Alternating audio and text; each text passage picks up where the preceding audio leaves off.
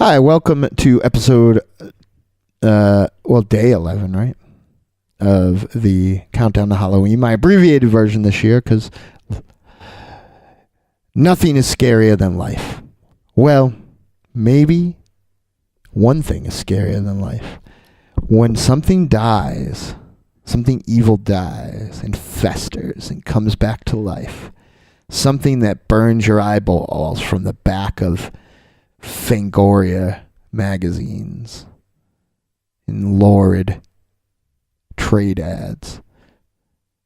When something evil dies and comes back to life, we should all be frightened. And we should all be frightened by the triumphant, gooey return of Gore Shriek. This week we talk Gore Shriek Resurrectus. See you on the other side.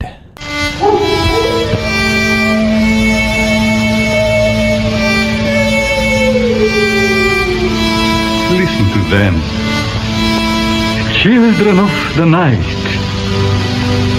What music they make. Alive! It's alive! It's alive! I got news for you, pal. You ain't leading but two things right now. Jack and shit. And Jack left town.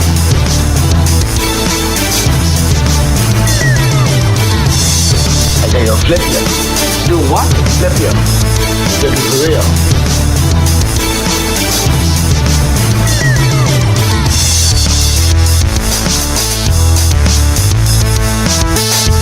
Y'all think us folks from the country's real funny like, don't you? Jerry, hello from you, Ma. Mine is the Brit. I've got to give me some education, Jerry. You Ass. Death is a bitch. A stupid bitch. What's up, y'all? This is Dynamo Mars. And if you were like me, a horror fan in his youth, and perused through the magazines such as Fangoria and Gore Zone, you would probably have seen advertisement for a funny book that would not be on the shelves next to your Justice League International. It would not be on the shelves next to your Suicide Squad. Though I always feel in retrospect the name Suicide Squad should have stood out more amongst the Justice Leagues and Spider-Mans of the time, but I don't know. I just took it for what it was. Probably Captain Boomerang's funny smock that he wore. By the way, DC Cinematic Universe, bring back the fucking Captain Boomerang smock. What the fuck? You would have saw an advertisement for Gore Shriek, and Gore Shriek basically looked like a combination from what you saw in panels advertised and house ads of a combination of the great Savage Sword of Conan books I loved and the heavy metal covers of vinyl records that though I didn't listen to a lot of them, I would hold them up and look at them, the work of Iron Maiden and the t-shirts of Metallica that I would see older kids sporting in my school. Years later, in a quarter bin is what it was in the time. You kids will probably know them as a dollar bin, or probably a $5 bin now. But there used to be quarter bins where just basically stuff that people stores didn't know what to do with, or they didn't know what it was, or they were in the impression they weren't marketable. A lot of indie and a kind of more adult stuff was found in there. It's how I discovered things like Mr. Monster, Dead World, and finally got my hands on Gore Shriek. So years later, we are hanging out with someone who has become our close friend, the proprietor of Rough House Publishing, Derek Rook. And Derek had just finished his launch of the Dead Omnibus, collecting all the stuff from the Dead and some new material. The band, The Dead, and had an announcement about what his new series was. And, knowing what his kind of mission statement was initially with Ralph House Publishing, my fingers and toes were crossed saying, let it be Gore Shriek, let it be Gore Shriek, let it be Gore Shriek. And boom, shakalaka boom. Folks, it was Gore Shriek. It was Gore Shriek. So one Kickstarter, a agonizing wait, and some nail And await by the mailbox later, I hold in my hand Gore Shriek Resurrectus, Volume 1. I have cover B and I think cover A by Rough House Publishing. It's beautiful, folks. It's a beautiful book. It has a $9.99 price tag, but it is worth every dollar. And you open it up, and the first thing you see is, a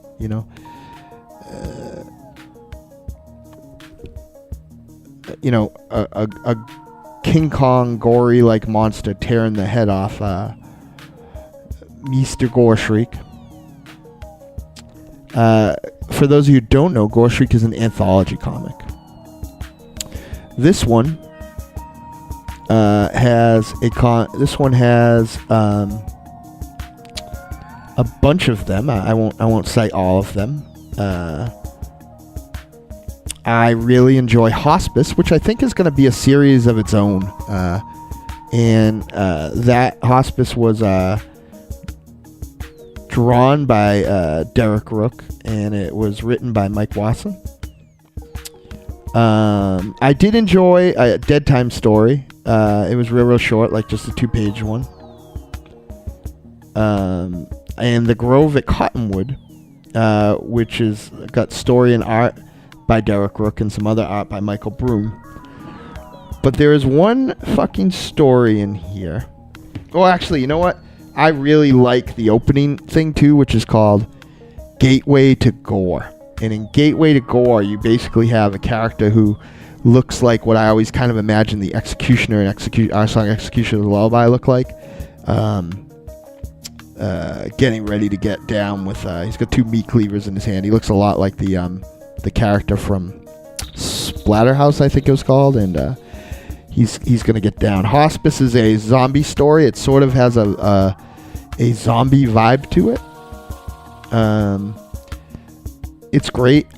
All the art in this is really, really phenomenal. Bedtime Story, which I housed for before, is a 1 minute, like a 1 minute, like it's just a couple page, like really condensed Twilight Zone story. Super simple, really brilliant. So the super winner of this book, I'm gonna say the name of it wrong, is called I'm gonna give it to Johnny Wolfenstein to say.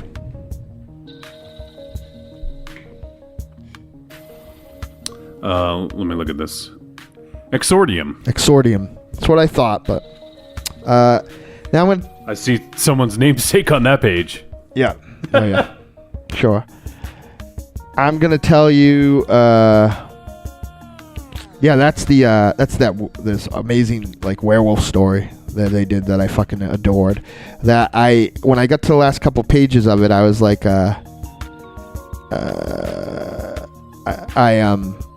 was like, oh, that's gonna be my favorite coming out of this. But I have to say, putting things aside, this story, Exordium, blew my fucking brain apart. It is short. It has no typical resolution. And I'm going to tell you about it blow by blow, folks, as fast as I can. I normally wouldn't do this, but so it won't work unless you know. And if this is your bag, then you're going to want to pick up Gore Shriek Resurrectus if you can get your hand on it. Exordium starts with two sisters driving down the road. One looks like she is more than very pregnant. As they are speeding to the hospital, bright lights start to pop all over the city in just all weird places, like almost like if I can describe them, how they would draw like teleportation boom tube things, almost minus the boom, or like in Star Trek ripoffs when somebody just appears in a flash of light, just start appearing. And this woman gets who's very, very pregnant, and they're speeding to the hospital. Her stomach basically flashes with that same type of light that was coming out of all these doorways and other cars and all these other places. And she looks down and she's not pregnant anymore. And she goes, "Where's my baby? Where's my baby?" And then we see a POV shot of something descending down from the sky. And something smashes through the windshield that they can't quite figure out what it is. but it looks like maybe it's someone small. They get out of the car, and all of a sudden all these lights are going, and it's cars, buildings, shops, homes, then all the screaming. It seems like all the babies are disappearing from everywhere. And for whatever reason, when you look up, and I'm going to show it to Johnny Wolfenstein just before I talk about it, all the babies are falling out of the sky and landing with very gory demises on the tops of churches, smashing through old women's heads, exploding onto the ground. I put this book down initially in disgust, in anger, and then thought about it and laughed, and then picked it up and reread it again. And then as I was recording Elm Street Kids, I was thumbing through that part again earlier today, and I have to tell you, bravo, original Gore Shriek team. Bravo, Derek Rook and Rough House Publishing. Because you managed to do something that I didn't think was going to happen when I picked this up. You shocked this old gory son of a bitch. Everything that comes after this, like the very fun zombie hardware store, which is a fucking blast, only suffers from the fact that it comes after, much like VHS 2, the double dips of Extordium and the Grove of Cottonwood back to back. You know, everything, you know, kind of is lesser after it. Gore Shriek as a whole is phenomenal. Much Extordium and all the other great stories in it are just as long as they need to be. There's no certain length. There's no uniformity to it, to the fact where things have to be as long as they are. Some things are 2 pages, some things are 4 pages, some things are 5 pages, some things are 3. Some great pinups that are only a page. When I reviewed Zombie issue 1, I said there was only one comic I liked more than that, and that was Gore Shriek Resurrectus. It is beautiful. It is brilliant. You know, it's brilliant. It's brilliant in its stupid, dumb fun, and it's stupid, dumb fun in the best fucking way. And it's, I don't know. My jaw hit the floor. So I admittedly ruined maybe one of the best reveals of comics in 2016 in a long time for you, but it is only in my earnest plea to pick up this book. Only in service to my earnest plea to tell you to pick up this book as soon as you possibly can. That's Gore Shriek Resurrectus. It's a fucking treat of the highest order. And, you know, just so you think I'm not, just, you know, obviously, you know, the proprietor of Rough House Publishing is my boy, and I met some of the people that were involved in this book. And we've interviewed, you know, the originator of Fantagraphics Comics, which put out Gore Shriek. Did I just call it Gore Shriek Resurrectus? I hope not. But I probably called it Gore Shriek Resurrectus every fucking time as I put it over. I'm a shitty person. I'm a bad person. I'm going to go hang my head in shame. I don't even remember what else I was talking about. Gore Shriek Resurrectus. It's a fucking masterpiece. Treat. Bye.